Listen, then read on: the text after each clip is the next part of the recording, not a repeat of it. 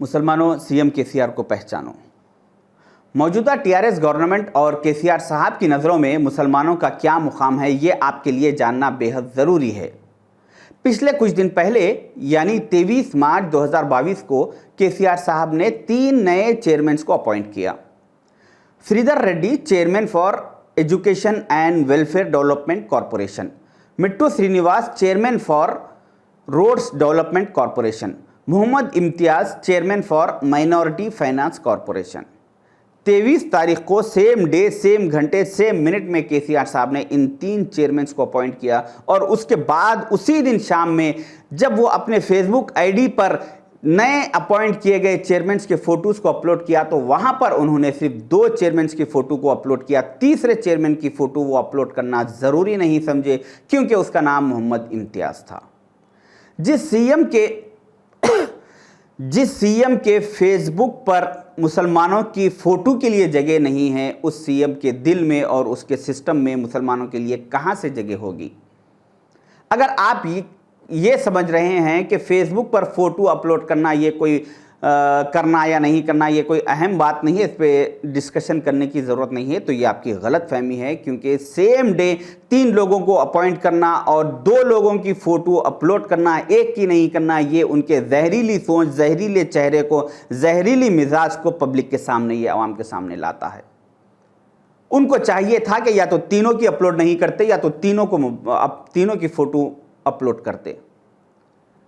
किस अंदाज में केसीआर साहब मुसलमानों को तबाही की तरफ लेकर जा रहे हैं, आपको इस बात से अंदाज़ा करना चाहिए कि आज़ादी के बाद से आज तक कभी वक्फ बोर्ड को गवर्नमेंट की जानिब से सील नहीं किया गया था। पहली बार केसीआर साहब की हुकूमत में वक्फ बोर्ड को पिछले कुछ वक्त पहले केसीआर साहब की हुकूमत में सील कर दिया गया था और उसके बाद जब वक्फ बोर्ड ओपन हुआ तो कुछ मीडिया में ये खबर आने लगी कि इस वक्फ बोर्ड में से रिकॉर्ड सेक्शन से करीब 30,000 करोड़ के फाइल्स गायब हो चुके हैं। तो जब ये बात अवाम में आने लगी तो इस बात को ख़त्म दबाने के लिए और पब्लिक का जहन इस बात से हटाने के लिए केसीआर साहब ने एक अच्छा खासा एक ड्रामा बनाकर पब्लिक के सामने पेश कर दिया।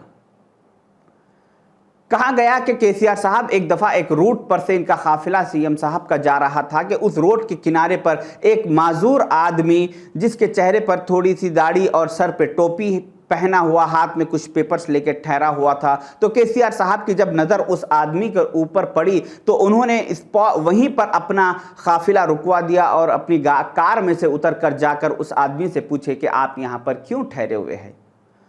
उस आदमी ने बड़ी मासूमियत से जवाब दिया कि केसीआर साहब, मैं माजूर हूँ, मेरे पास रहने के लिए घर नहीं है, मैं जानता हूँ कि आप एक सेकुलर सीएम हैं, मुझे एक डबल बेडरूम दीजिए।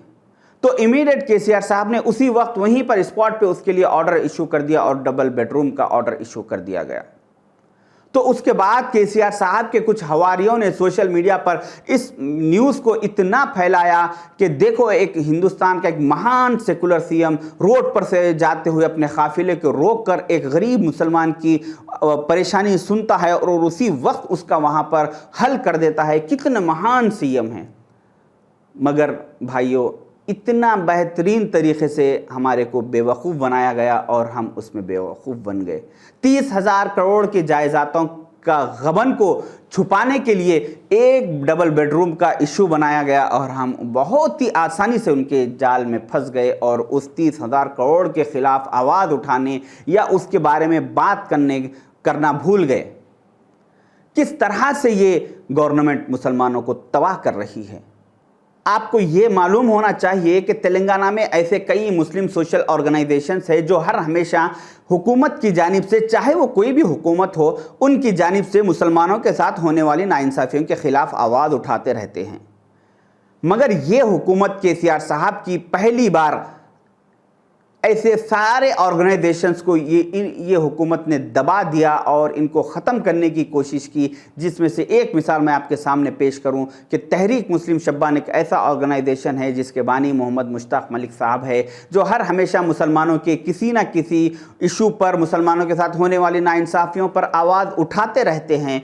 तो इस आवाज़ को भी दबाने के लिए, ख़त्म करने के लिए केसीआर साहब की हुकूमत ने पिछले कुछ दिनों में मुश्ताक मलिक साहब के ऊपर 32 क्रिमिनल केसेस बुक कर दिए गए ताकि ये अपनी बची कुची ज़िंदगी, ये अपनी बाकी की ज़िंदगी मुसलमानों के साथ होने वाले नाइंसाफ़ियों पर आवाज़ ना उठाए, बल्कि कोर्ट कचहरी के चक्कर में अपनी सारी ज़िंदगी काट दें।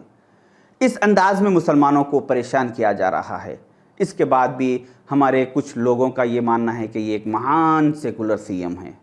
कम से कम आप इतने जुल्म ज़्यादती के बाद एक छोटी सी एहतजाज कीजिए। आपके पास कई ऐसे लोग हैं जिसके पास हिम्मत ही नहीं है कि इस हुकूमत के ख़िलाफ़ आवाज़ उठाए, तो कम से कम इतनी एक छोटी सी आपसे मेरी इल्तिजा है कि जो KCR साहब की जानिब से इफ़्तार की दावत का अहतमाम किया जा रहा है, उस इफ़्तार की दावत का बायकॉट कीजिए, उस इफ़्तार की दावत को अटेंड मत कीजिए और अपने अपने महल्ले के मसाजिद की कमेटियों से रिक्वेस्ट कीजिए, आज़िज़ी कीजिए, इल्तिजा कीजिए कि जो KCR साहब एक वक्त की बिरयानी के जो पैसे दे रहे हैं वो पैसे वहाँ से मत लीजिए और अपने महल्ले में इफ्तार की दावतों को हुकूमत के पैसों से मत कीजिए।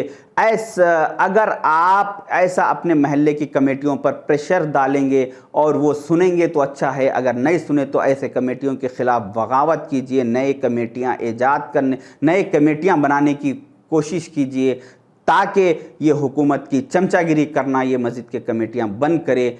और मैं अपनी बात को इस बात से ख़त्म करना चाहूँगा कि मैंने हैदराबाद के एक ऑटो पर एक अशार पढ़ा था जिस पर यह लिखा था कि प्लीज़ हॉर्न मत मारिए, कौम सो रही है। अस्सलाम वालेकुम।